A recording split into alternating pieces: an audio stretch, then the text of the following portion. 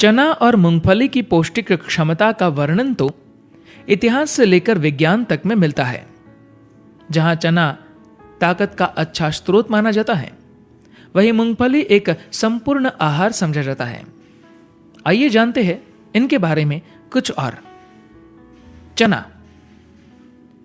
चना एक प्रकार की दाल है जो दक्षिणी पूर्व एशियाई उपमहाद्वीप और ट्रॉपिकल अफ्रीका में उगाई जाती है।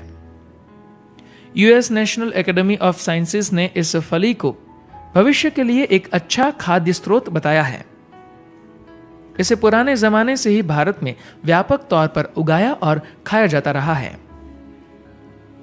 परंपरागत रूप से इसे घुड़दौड़ के घोड़ों को खिलाया जाता था, क्योंकि यह तत्काल ताकत देता है और प्रोटीन का जबरदस्त स्रोत है।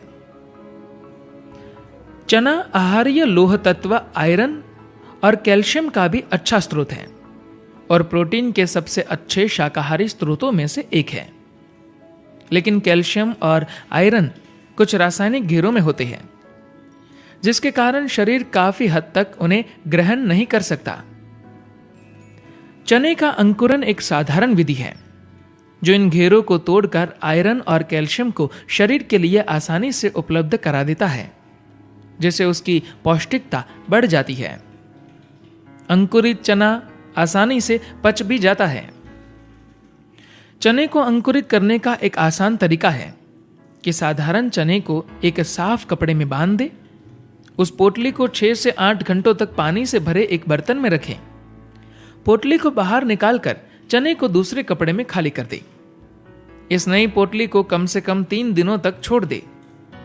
इस समय तक चना अंकुरित हो जाएगा और अंकुर लगभग आधे इंच के बराबर हो जाएगा।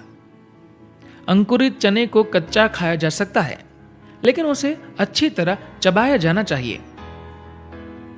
चना शरीर में गर्मी का स्तर बढ़ाता है, जिसे आयुर्वेद में उष्ण कहा गया है। उष्ण खाद्य पदार्थों से बरसात के मौसम में होने वाली खांसी और सर्दी जुकाम से बचने में मदद मिलती है। लेकिन गर्मी के मौसम में अगर चने खाने से आपके शरीर में अधिक गर्मी हो रही है, तो उसे अंकुरित मूंग खाकर संतुलित किया जाना चाहिए। मूंगफली एक संपूर्ण आहार है। भारत में बहुत से योगी कुछ समय के लिए 100% मूंगफली के आहार पर चले जाते हैं, क्योंकि वह अपने आप में एक संपूर्ण भोजन है। मूंगफली को पानी में कम से कम 6 घंटे भिगोना चाहिए, जिससे उसके कुछ हानिकारक तत्व निकल जाते हैं, जिन्हें आयुर्वेद में पित्त कहा जाता है। अगर उसे बिना भिगोए खाया जाए तो इससे त्वचा पर दाने और अरुचि हो सकती है। सद्गुरु भारतीय महाकाव्य महाभारत से मूंगफली का एक खूबसूरत किस्सा सुनाते हैं। 5000 साल पहले पांडवों और कौरवों के बीच कुरुक्षेत्र में हुई लड़ाई सबसे भीषण लड़ाई थी। कोई भी निष्पक्ष नहीं रह सकता था। आप या तो कौरवों की ओर से हो सकते थे या पांडवों के पक्ष में। सैकड़ों राजा किसी न किसी पक्ष से लड़ाई में शामिल हो गए, लेकिन उडुपी नाम के राजा ने निष्पक्ष रहने का फैसला किया। उन्होंने कृष्ण से बात की और कहा, लड़ने वालों को भोजन की जरूरत होती है। मैं इस युद्ध में खानपान का प्रबंध करूंगा। उडुपी के बहुत से लोग आज भी इसी पेशे में हैं। कृष्ण बोले, ठीक है, किसी न किसी को तो खाना बनाना और परोसना ही है, तो आप ये काम कर ले। कहा जाता है कि करीब 5 लाख सैनिक इस लड़ाई के लिए इकट्ठे हुए थे। लड़ाई 18 दिन चली और हर दिन हजारों लोग मर रहे थे।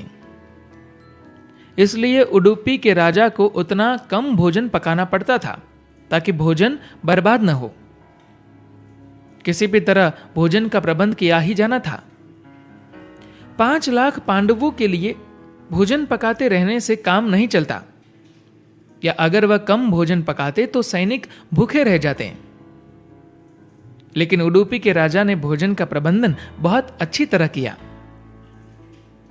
गजब की बात यह थी कि हर दिन भोजन सभी सैनिकों के लिए पर्याप्त हो जाता और भोजन की कोई बर्बादी भी नहीं होती। कुछ दिन बाद लोग हैरान होने लगे कि वह बिल्कुल सटीक मात्रा में भोजन कैसे पका पा रहे हैं। कोई नहीं बता सकता था कि किसी दिन कितने लोगों की मृत्यु हुई। इन चीजों का हिसाब लगाने तक अगले दिन की सुबह हो जाती और फिर से युद्ध का समय आ जाता। रसोइये के पास यह पता लगाने का कोई तरीका नहीं था कि हर दिन कितने हजार लोगों की मृत्यु हुई, लेकिन हर दिन वह ठीक उतना ही भोजन पकाता जो शेष बचे सैनिकों के लिए पर्याप्त होता। जब किसी ने उडुपी के राजा से पूछा कि आप ऐसा कैसे कर पाते हैं, तो उडुपी के राजा ने जवाब दिया कि मैं हर रात कृष्ण के शिविर में जाता हूं। कृष्ण रात में उबली हुई मूंगफली खाना पसंद करते हैं, इसलिए मैं उन्हें छीलकर एक बर्तन में रख देता हूं। वह कुछ ही मूंगफली खाते हैं। उनके खाने के बाद मैं गिनती करता हूं कि उन्होंने कितनी मूंगफली खाई। अगर उन्होंने 10 मूंगफली खाई तो मुझे पता चल जाता है कि अगले दिन 10,000 लोग मर जाएंगे। इसलिए अगले दिन दोपहर के भोजन में मैं 10,000 लोगों का खाना कम कर देता हूं। हर दिन मैं इन मूंगफलियों को गिनकर उसी के मुताबिक खाना पकाता हूं और खाना सभी सैनिकों के लिए काफी होता है। अब आपको पता चला कि पूरे कुरुक्षेत्र युद्ध के दौरान कृष्ण इतने शांत और संयमशील क्यों थे। अब बात करते हैं मूंगफली की। क्या आपको पता है मूंगफली के पौधे की उत्पत्ति दक्षिण अमेरिका में हुई? लगभग 5,000 साल पहले भारत और चीन में मूंगफली का सेवन किए जाने का पुरातात्विक प्रमाण है। 1492 में समुद्री मार्ग से कोलंबस ने अमेरिका की खोज की थी, लेकिन एशिया में मूंगफली का सेवन इससे पहले से किया जाता रहा है। कुछ पुरातत्वविद इस बात को सबूत मानते हैं कि एशिया और दक्षिणी अमेरिका के बीच 1492 से काफी पहले से व्यापार या संपर्क था। मूंगफली असल में एक मेवा नहीं है, वह एक फली है।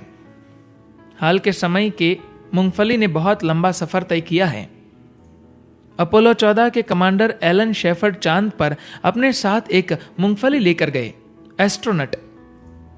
धन्यवाद।